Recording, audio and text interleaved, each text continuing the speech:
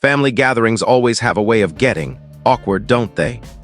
There's usually that one moment where the conversation takes a strange turn, and you can feel the tension building, but nobody knows how to steer it back. That's exactly what happened at my Thanksgiving dinner last year. It started off innocently enough, just the usual small talk. How's the job going? Any new travel plans? But as the night went on and the wine bottles emptied, things took a predictable detour into uncomfortable territory. My brother, Ethan, decided to zero in on me, specifically my choice to not have kids. I don't mind people asking about my life decisions. I'm okay with curiosity. But there's a line between asking and judging, and Ethan crossed it. With his wife, Sarah, and their 3 kids, he always acted like he'd cracked the code to the perfect life.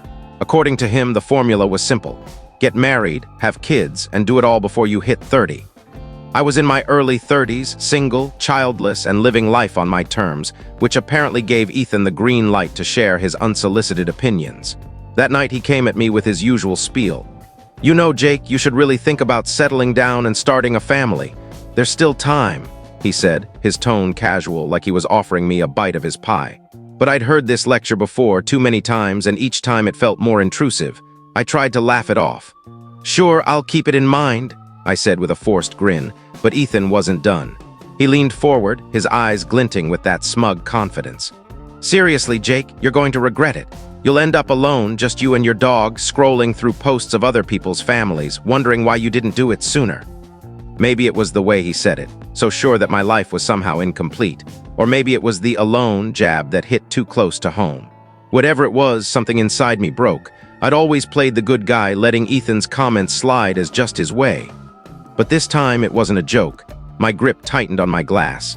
I'm not worried about being alone, I said, my voice calm but sharp. I'm happy with my life. Just because I didn't follow your playbook doesn't mean I'm doing it wrong. The table went quiet. My mom shot me that familiar look, the one she gives when she senses trouble brewing. Sarah fidgeted in her chair, avoiding my gaze. Ethan just smirked. I'm just being honest, Jake. I don't want you sitting there in your 60s regretting it. Look at me. I've got Sarah, the kids, the whole package. This is how it's done. I could feel my cheeks burn. I wanted to fire back, to tell him I wasn't missing out, that my life was full in ways he couldn't understand. But I didn't. What was the point? Ethan's mind was set, locked in his perfect family bubble, and no amount of explaining would change that. I let the moment pass, but his words stuck with me, heavy and bitter. You'll die alone, he'd said, and it didn't feel like a quip anymore. It felt like a judgment. As the night dragged on, I tried to shake it off, but it clung to me. By the time I went to bed, my stomach was in knots. This wasn't the first time Ethan had made these comments, and it probably wouldn't be the last. But something had shifted in me. I was done being the punching bag for his so-called advice. Why was I letting him act like my life was less valid? I didn't have an answer yet, but I knew something had to change. Update weeks passed, and Ethan's words still echoed in my head. I tried to move on, to let it go, but the more I thought about it, the more it irritated me. It wasn't just about kids, it was about respect. Ethan acted like his life, with his family and his choices, was the gold standard, and mine was some kind of failure. I didn't need his validation, but his constant jabs made me feel like I had to defend my existence. I'm not one for confrontation. I avoid drama, especially with family. But the sting of that night lingered, and I couldn't shake it. Then, out of nowhere, I got a call that turned everything upside down. It was a Friday evening, around 9 p.m. I was lounging on my couch, decompressing from a long week, when my phone buzzed. It was Ethan. He rarely called unless something was urgent, so I picked up, bracing myself. Hey, you got a sec? His voice was shaky, not like him at all. Yeah, what's going on? I asked, keeping my tone light but wary. He hesitated, then let out a heavy sigh. Sarah and I were splitting up. She's filing for divorce. I was floored. Divorce? Ethan and Sarah, they were the poster couple for domestic bliss. Big house, well-mannered kids, the whole deal. I never would have guessed they were struggling. What happened? I managed to say. It's been rough for a while, he admitted, his voice breaking. We've been fighting non-stop, and she's done. She wants out. I could hear the pain in his words. This was the same Ethan who'd lectured me about the right way to live, now sounding like his world was collapsing. I'm really sorry, man, I said, and I meant it. Divorce is brutal, especially with kids in the mix. But as much as I sympathized, I felt a strange distance. I was supposed to be the supportive brother, but after everything, I wasn't sure how to navigate this. Then he dropped the bombshell. "Look, Jake, I hate to ask, but I don't have anywhere to go. Sarah kicked me out and I'm crashing with a buddy, but it's not working. I can't afford a place right now. Could I maybe stay with you for a bit? Just until I figure things out?" My mind spun. Part of me wanted to say no outright. After his comments, the last thing I wanted was him in my space, disrupting my life. But another part of me, the part that still cared about family, felt torn. He sounded desperate, and I knew he didn't have many options.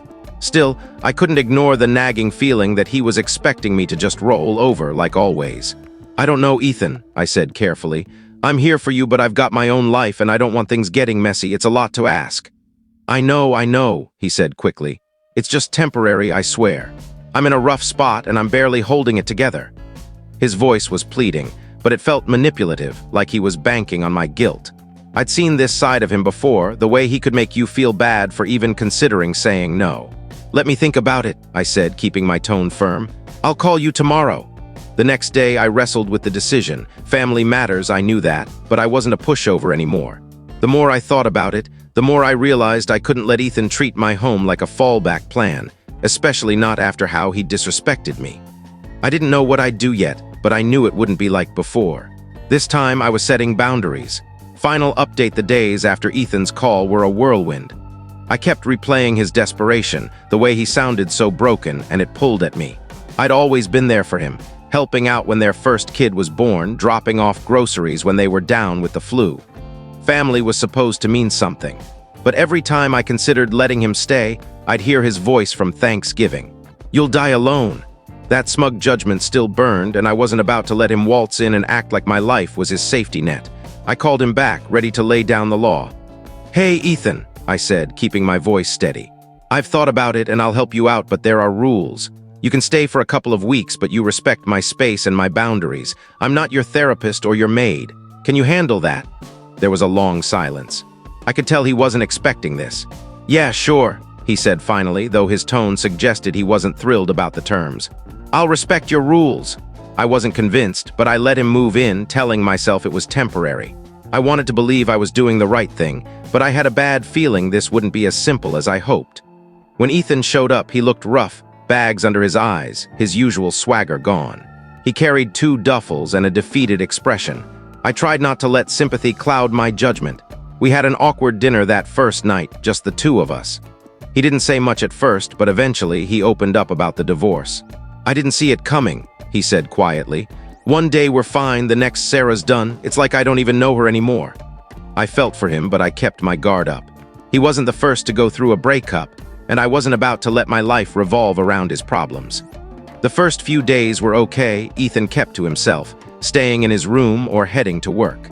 But then things started to shift. Little stuff at first, dishes left in the sink, even though I'd told him to clean up after himself. His shoes by the door, his coat on my chair. Small, but it felt like he was testing my boundaries. Then one day I came home to find him sprawled on my couch, scrolling his phone. "Gonna hit the store later," he said casually. "Want anything?" I shrugged it off, but when I walked into the kitchen, I saw a credit card statement on the counter. Ethan's name was on it, with a $500 charge from some upscale restaurant I knew Sarah wouldn't have approved of. My heart sank. "Ethan," I said, holding up the bill. "What's this?" He froze, his face paling. I was gonna pay it back," he stammered. "Things have been tough, you know, I wasn't thinking." I could feel my anger boiling. This wasn't a mistake. It was Ethan taking advantage, assuming I'd cover for him. "You need to go," I said, my voice cold. "This isn't what we agreed on. I'm not here to bankroll your life while you sort out your mess." He tried to protest, but I cut him off. "Pack your stuff. You're done here." Ethan didn't argue much after that. He grabbed his bags and left, and as I watched him go, I felt a wave of relief. It wasn't easy. Family never is, but I knew I'd made the right call. He needed to face his problems without dragging me down with him. That night, I sat alone, reflecting on everything. The divorce, the tension, the way Ethan had ignored my boundaries. I realized I'd finally stood up for myself. It wasn't a perfect resolution, but it was mine. And for the first time in a long time, that felt like enough.